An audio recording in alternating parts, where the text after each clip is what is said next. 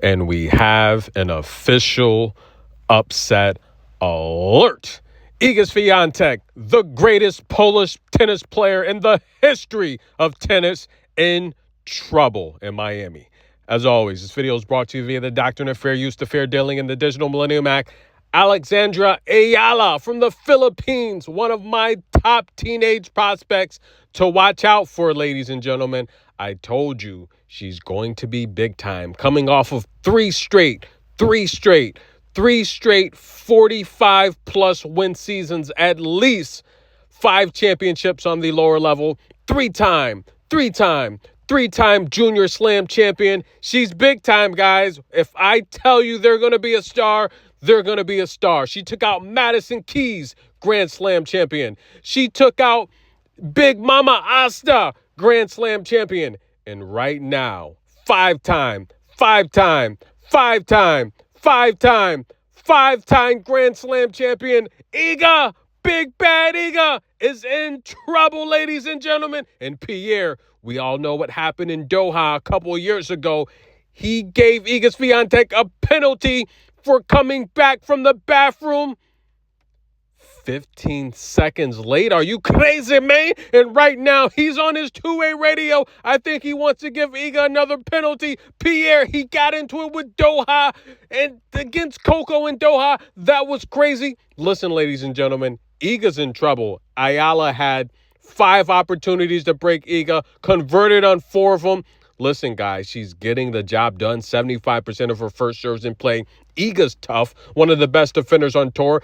Alexandra's winning 50% of her first serves, 63% of her own second serves, but she is winning 60% of Iga's first serve, 80% of Iga's second serves. What is going on here? Upset alert, upset alert. Iga Swiatek, as Eala's just practicing, she's trying to stay loose. She is wrapped up a bit. That's going to concern me if this match goes a bit deep. But look, Ayala's had some tough matches, right? I've seen players. I know her, and she's one of my top teenage prospects. But I've seen players like Sarah Sieto just really challenge her and play some really tough matches against her. Iga hasn't been herself lately. And look, I agree with the experts. I'm an expert too, guys. Iga's not a favorite to win the Miami Open now. She was the clear favorite to win before look at the grip. Before the tournament started, Iga was the favorite to win it. Now they think Sabalenka's going to run away with this thing, ladies and gentlemen. Now let's talk a little bit, okay? Because a lot of you guys, this is a big Coco channel. It used to be a huge Iga channel, but the Polish fans, I don't know if they love good energy anymore. I don't know what happened. But listen, ladies and gentlemen, let's talk top-tier stars. Iga Swiatek, 5 titles last year. She's yet to win a title this year. In fact, Iga, she's played 12 tournaments since winning a title, but let's congratulate her for winning a medal at the Paris Olympic Games. We expected Iga to win gold. She didn't win gold, but it's been 12 tournaments since Iga's won a title on the main tour. Of course, that would be the French Open, the last title she won. A slam, of course. As long as you are at least defending or have a chance to defend, or the still reigning slam champion of any of the 4 events, that's big time. So congratulations there. But it's been 12 events since Iga's won a main tour title, guys. She hasn't defended any of her 2 titles this year, Doha or the Indian Wells. She's got 3 left to defend: Madrid, Rome, and the French Open.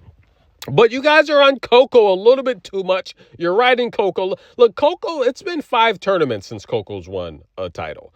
Only 5, ladies and gentlemen. In fact, she's won 3 titles since Iga's won her last title. So a lot of people are saying, hey, what's wrong with Coco? She's declining. Guys, it's only been 5 tournaments since she's won a title, carried her team in the United Cup to a championship. You're playing the best players in the world. Her previous title, she beat the best players in the world. And we had the conversation and the discussion, what's bigger, what's better, what's more important? Winning a slam where you can get a cakewalk draw like Sabalenka with some of these Australian Open titles, especially the last couple of years. She didn't play anyone until, even last year, she didn't play anyone until Coco in the semifinal. The previous year, she played qualifiers, injured players. That was a joke, in my opinion. Look, depending on your draw, you can get a cakewalk if you're an elite player into a slam final and win a slam. It can happen. But when we're talking about the WTA champion, you're playing the best. You're not going to get out of there without being the best and beating the best and being crowned the best. Okay, so I think that's a little bit different when we're talking title. And if you ask me, I think it's the fifth slam, as it is. Most people agree it's the fifth slam. But listen, guys, that's the comparison. So I think probably need to back off a little bit on Coco, guys. It happens. We all know historically Coco, she starts really great. She'll win a first title to start the season. She'll do really well at the Australian Open. And then historically, there's been gaps, and she comes on late. That's been her MO. I mean, it's players play how they play, but I do want to take a look at how good she is. Remember Magda Linette after she defeated Coco? Yeah, I saw something last time I played Polini, and I think I can exploit that. I feel very, very confident going into the matchup against Jasmine. That's my Magda Linette voice. And listen, guys, I told you, whenever Coco loses, for one, she's going to practically give you the match. It's not like it's not like Coco's really getting beat. She's making mistakes. She wants to play a little bit too fast. She has to be a little bit more patient. And look, opponents are getting lucky. I think Julia Putintseva said it best. She said, look, I didn't win that match. I mean, I got lucky. Coco, she double faulted, like literally over 20 double faults. She gave away 18 of the last 20 points. Julia came back and won the match. So a lot of players say, even after winning against Coco, they say she's really tough even on her worst days. And what happens is, because I told you guys, I saw Linette, she was breathing so hard. She was out of breath, and I felt concerned watching her play against Coco. I'm like, she's going to call for the physio. Coco's wearing her out. If I was in Coco's corner, if I was in her camp, if I can communicate to her, I'm like, Coco, slow it down a little bit, maybe longer rallies, because again, the longer the rally, the more exhausted you're going to be. But again, if Coco speeds you up, you're going to be exhausted either way. You can't win either way. But the key there was for Coco to play a little bit more patient and just extend the rallies to when, look, you do have to decide when you want to up the ante. But if it's not there, don't rush it. And Magda, you get it to a third set. She's out of breath, and that carried over into this match, even though she gave Jasmine a bagel the last time they played, and Coco gave Linette a bagel the last time they played. It happens. She's worn out. Coco wears you out, and it showed here as Jasmine comes through. So, again, back to Alexandra Eala, ladies and gentlemen. I think she's like another Emma Raducanu. I think she's going to be really, really good. I like her. I've put you guys on the radar about her. She's very solid.